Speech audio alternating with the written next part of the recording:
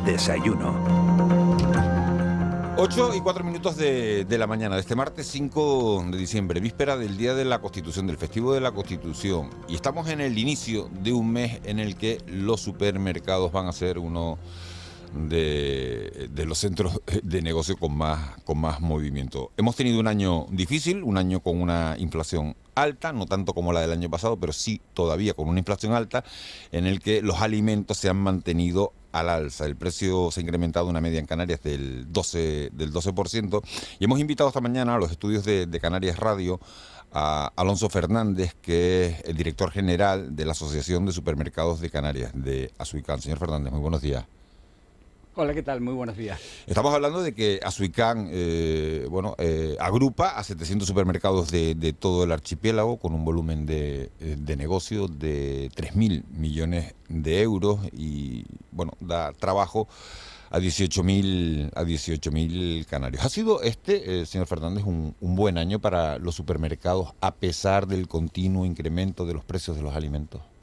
No, y precisamente por ello no ha sido un buen año, todo lo contrario. Ha sido un año altamente tensionado para las cadenas de distribución. Los incrementos de precios, y en este caso esos incrementos procedentes de las materias primas, de las situaciones de guerra, de la sequía, de las olas de calor, del incremento de costes de nuestros proveedores, ¿no?, tanto industriales como agrícolas, pues desde luego lo que ha marcado ha sido pues un año de tensión tremendamente fuerte, ¿no?, muy importante, incluso con acusaciones por parte del gobierno, en algunos casos el gobierno del Estado, pero en principio, pues nosotros podíamos señalar que eso es lo que nos ha marcado para este año, ¿no?, 23, que ya por fortuna acaba. Claro, pero el ciudadano de a pie, el consumidor de a pie, va al supermercado, se encuentra los productos más caros y dice, bueno, el supermercado sigue ganando exactamente lo mismo que ganaba antes. Yo compro menos, pero el margen de beneficio sigue siendo el mismo. ¿Se han reducido los márgenes de beneficio o se mantienen? Claro, el margen de beneficio no ha sido el mismo, ha sido muy inferior. Incluso en algunos casos, algunas cadenas comerciales han entrado en pérdida.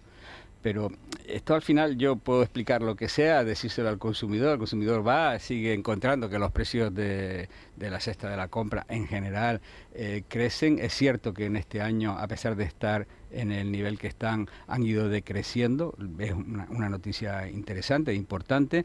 Pero no tenemos más que ver qué es lo que dicen terceras fuentes, ¿no? No olvidemos que, por ejemplo, en relación con eso de los márgenes comerciales, el propio Estado de la Nación lo que hizo fue crear un observatorio de márgenes comerciales que le encarga su estudio, su análisis a la central de informes del Banco de España.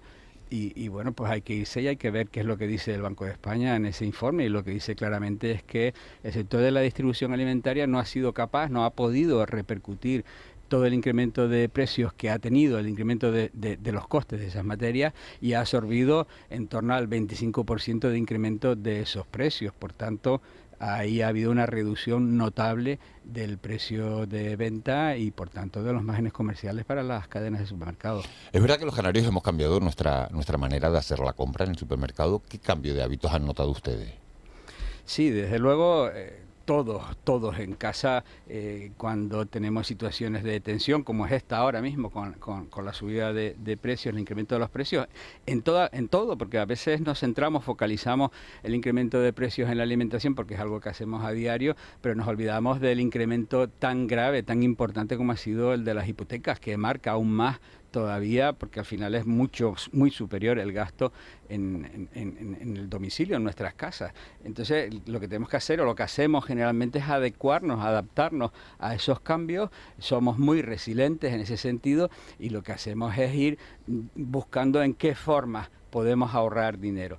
Desde luego que precisamente una de las formas en las que podemos ahorrar dinero es en el supermercado, claramente. No podemos ahorrar dinero a la hipoteca, con el banco no podemos casi que difícilmente negociar esos importes, o el coste de la energía tampoco lo podemos negociar, pero sí podemos negociar cuál es el precio de los alimentos que compro, porque puedo escoger y tengo la capacidad para escoger y diferenciar productos en la alimentación, y eso marca claramente pues una diferencia en el consumo. ¿Hay algún truco para ahorrar en el supermercado? Vienen épocas de muchas ventas, un planteamiento inteligente, una estrategia inteligente a la hora de ir a comprar a un supermercado. Sí, yo creo que en esto siempre se ha marcado algo, por ejemplo, muy evidente. Es decir, vamos a ir a comprar, pero vamos a comprar con la lista de la compra hecha. No vamos a ir a hacer compras de impulso. Hacemos una lista de productos y nos ceñimos lo máximo posible a esas listas de productos. Yo creo que esa es la principal manera en la que podemos ahorrar. Pero claramente luego tenemos las actividades promocionales en los establecimientos de alimentación, en los supermercados, que se han ido incrementando precisamente como fórmula para tratar de atraer a un consumidor en un momento de incrementos de precio, de subidas de precio. El atender a esas ofertas, a esas promociones, o incluso en muchos de los casos, como se está haciendo ahora para evitar el desperdicio alimentario, pues en aquellos productos con fechas de caducidad preferente, que están más cercanas a su caducidad, pues con importantes reducciones del precio. Podemos claramente hoy en día buscar el ahorro en los supermercados, por supuesto, y lo estamos haciendo. De hecho, el consumidor así lo hace y por eso sigue utilizando el supermercado como su fuente clave de compra. ¿Qué se hace con esos alimentos que sobran y que no se venden? Bueno, esa es una pregunta interesantísima. Entre otras cosas, ¿por dónde poner el foco? Cuando hablamos de la ley, por ejemplo, de desperdicio alimentario, que quedó parada en esta legislatura pasada debido a las elecciones, tenemos que poner claramente qué es lo que ocurre, porque la ley va en un sentido, a nuestro juicio, y la realidad va en otro. De hecho, el propio preámbulo de la ley de desperdicio alimentario establece claramente dónde se produce el desperdicio alimentario. Y el desperdicio alimentario básicamente se produce en el domicilio, en nuestra casa. Más del 40% del desperdicio alimentario se produce en nuestra casa. Luego tendríamos otro 40% en torno a la transformación y la fabricación, un 15% en la restauración y en la distribución alimentaria en los supermercados el 5%. Estas son las grandes magnitudes en las que nos estamos moviendo, pero esto es lo que dice la propia ley, en el preámbulo de la ley, y viene marcado por las decisiones en nuestro caso, de nuestro Estado y también de la Comunidad Europea, que marca y que vigila de cerca el desperdicio alimentario. Otro tema que quería tocarle es ese problema en las aduanas. Nos hemos encontrado hace unas semanas, un mes aproximadamente, primero el desabastecimiento que hubo de papas durante unas semanas en los supermercados por esa plaga que hubo en el Reino Unido, como saben ustedes, del escarabajo de Colorado, que se llamaba. Luego las papas que llegaban a Canarias, que entraban por los puertos en contenedores y que tardaban más de la cuenta en salir de las aduanas. ¿Por qué ocurre eso y cómo están influyendo las aduanas en la distribución de los alimentos en Canarias? Claro, aquí hablar de aduanas en un territorio comunitario como en el que vivimos, en la Comunidad Europea, parece trasnochado. Cuando hablamos al menos de consumo de materias y de productos producidos dentro de nuestro propio entorno económico, que es el de la Comunidad Europea. Canarias, a pesar de todo eso, tiene aduanas, tiene controles aduaneros, pagamos claramente pues un diferencial por vivir en nuestras islas, pero dentro de esas diferencias en las que nos encontramos en nuestras islas es esa aduana que hace un control de la introducción de las mercancías en las islas.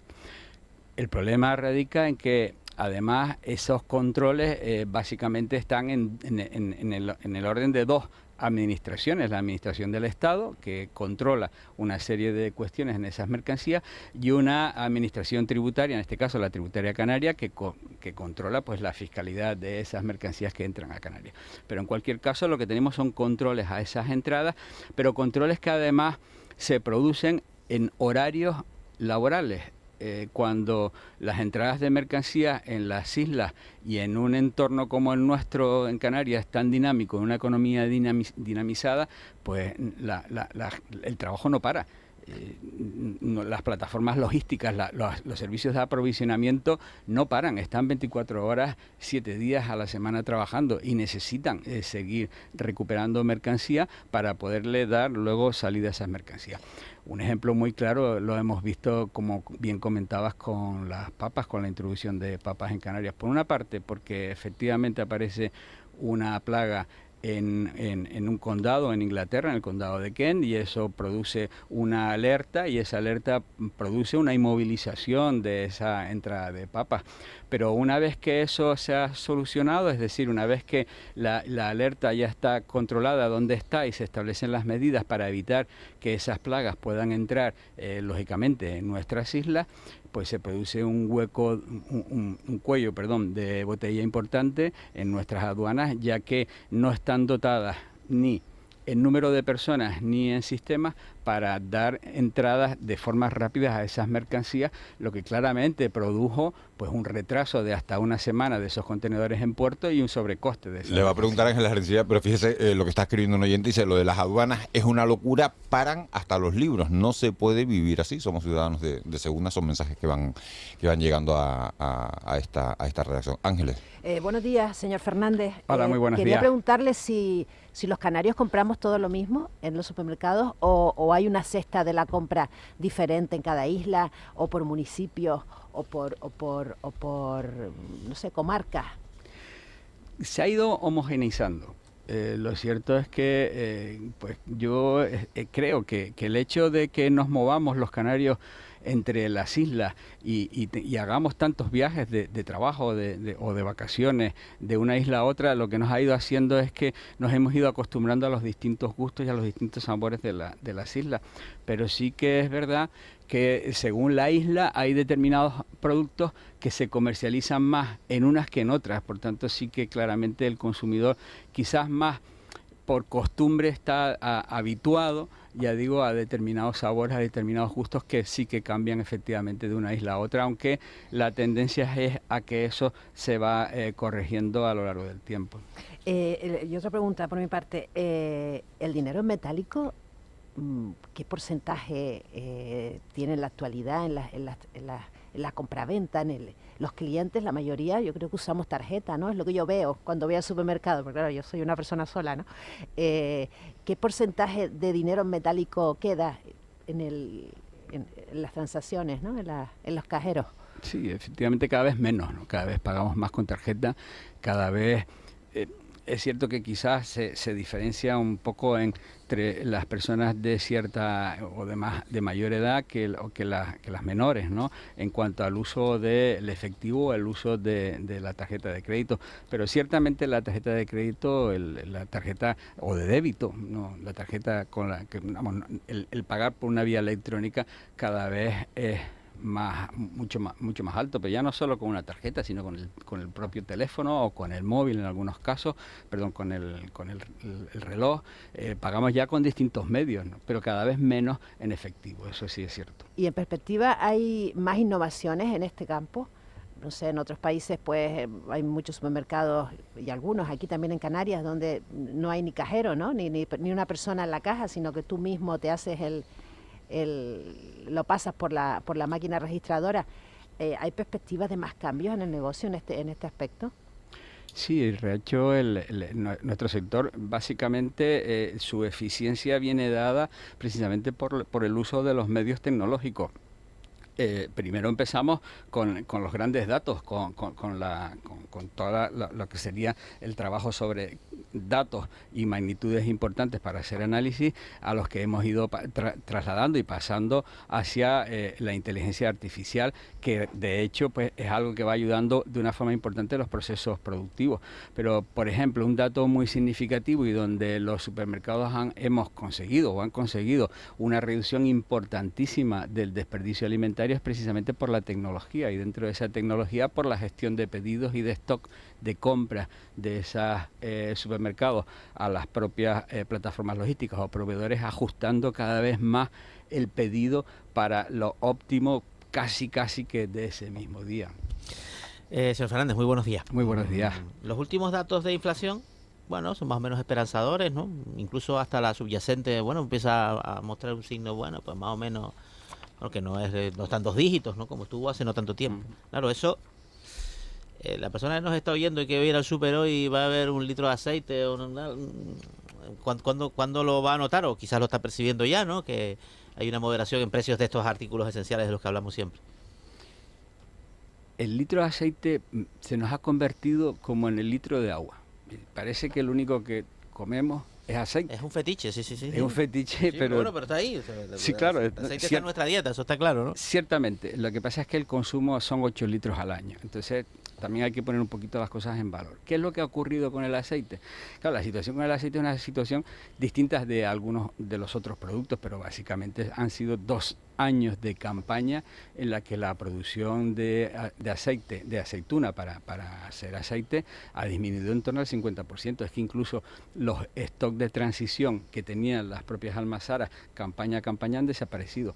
Por tanto, pues claramente en un mercado donde la oferta del producto escasea y la demanda sigue siendo alta, pues el precio se eleva demasiado. Lo que pasa es que quizás con demasiado ruido también, en el sentido que antes indicaba, es decir, al final es que el consumo medio en nuestro país es de 8 litros al año y también tienes aceite 60 y pico euros en aceite más o menos, al año, aceite de oliva, sí, al precio del que está ahora, ¿no? Más o menos. Claro, pero al año, es decir, yo creo que hay que contextualizarlo, que claro, que por supuestísimo es además el producto que más ha subido de precio, seguido del azúcar probablemente. Ha sido dos de los artículos que el incremento de precios se ha visto brutalmente elevado. Pero ahí es donde vemos cuál es el efecto, que a veces nos olvidamos, de nuestra acción, de nuestra actividad sobre el medio ambiente, de lo que está ocurriendo con las olas de calor o con la escasez de agua, ¿no? Sería el aceite, el azúcar, ¿y qué otro producto serían los que más han encarecido?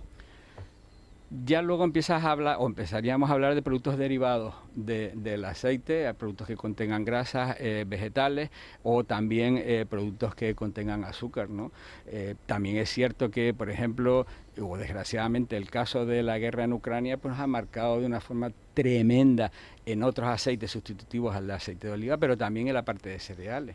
El propio ministro Planas en el año pasado estaba hablando del 32% de caída de la producción de cereales en nuestro país.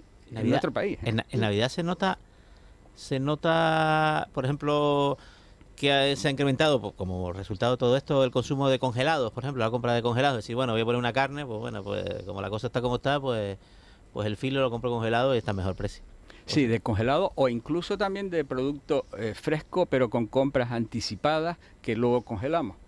Es decir, también es un efecto que está ocurriendo en estas fechas, ¿no? Donde además yo creo que uno de los consejos precisamente es no dejar, y menos en estas ocasiones en las que tenemos un problema importante con la producción, no dejarlas en las últimas fechas de estas Navidades, sino adelantar en el máximo posible nuestras compras, porque además eso nos permitirá elegir entre más productos y luego hacer una correcta congelación, de esos alimentos, lo cual nos permitirá tenerlos disponibles en las fechas más concretas de Navidad o fin de año. Pregunta un oyente si los grandes supermercados, las grandes cadenas de supermercados se compinchan a la hora de poner los precios como las gasolineras.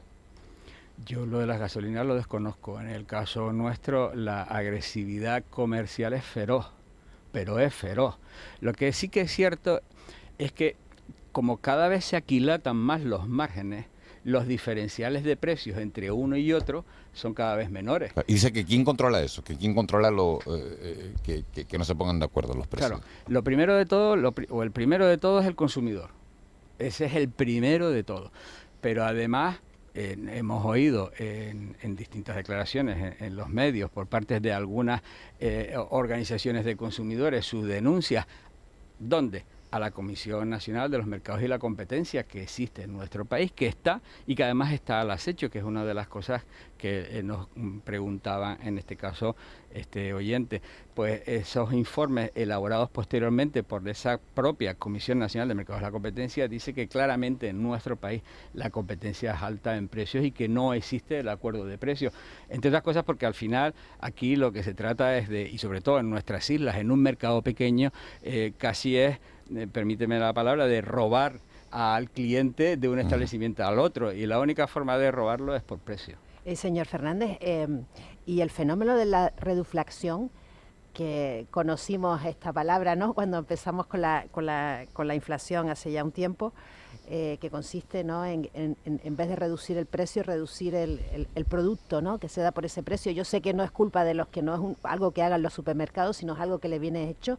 Mi pregunta es si ese fenómeno ha seguido avanzando, si cada vez se reduflucta más. Reduflaciona. Sí. Bueno, depende de los fabricantes. Claramente el fabricante es el que al final reduce la cantidad de producto, que sí que viene expresada en la etiqueta de ese producto, pues esa reducción en cuanto al peso actual al que ese producto se encuentra, para tratar de seguir manteniendo un nivel de precio similar al que tenía antes de estas subidas de los productos. Pero también como una forma, y en ese sentido yo creo que hay una contraposición a eso, que es precisamente los productos de marca de la distribución, donde ahí no vemos esa reduflación, porque la reduflación ahí, lo que se ha hecho para evitarla es descargarlo de todos los elementos promocionales de marketing y demás que tienen un coste importante sobre el producto, y probablemente una de las luchas de la marca del fabricante, en este caso con la marca de la distribución, es precisamente esta que usted comentaba. Alonso Fernández, director general de la Asociación de Supermercados de Canarias. Hemos hablado durante 20 minutos sobre la situación del sector, hemos hecho una radiografía, se han pasado volando estos 20 minutos y quedaría muchos temas por tocar. Muchas gracias por habernos acompañado esta mañana, por haber venido a los estudios de Canarias Radio, y que tengan ustedes una buena campaña de Navidad. Igualmente a ustedes por invitarnos y a todos nuestros oyentes por prestarnos este momento para explicarles cómo lo hacemos y qué es lo que hacemos. Muchísimas gracias. Mucha suerte. 8:25. Ópera de Tenerife, Sansón y Dalila. Orgullo.